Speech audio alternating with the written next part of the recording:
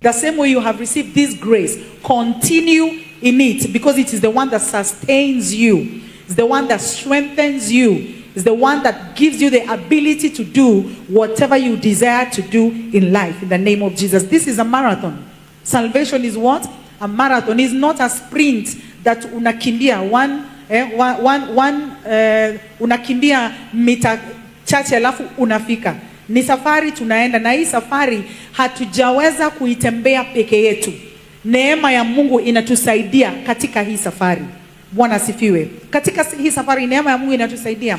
Nimekuwa na wadada jana, tumekuwa tunaongea jana asubuhi breakfast ya ladies, na tunaongea kuhusu changamoto ambazo tuko nazo, tunapitia kama Wakristo, ambazo tunapitia sisi kama wamama, ambazo tunasikia saa zingine unasikia hii safari inakuwa ngumu, lakini unagundua kwamba hii safari si yako.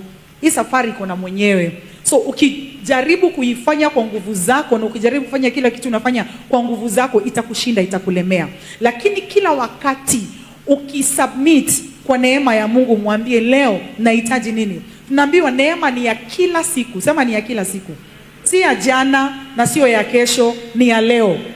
Bwana asifiwe. Sema ni ya leo.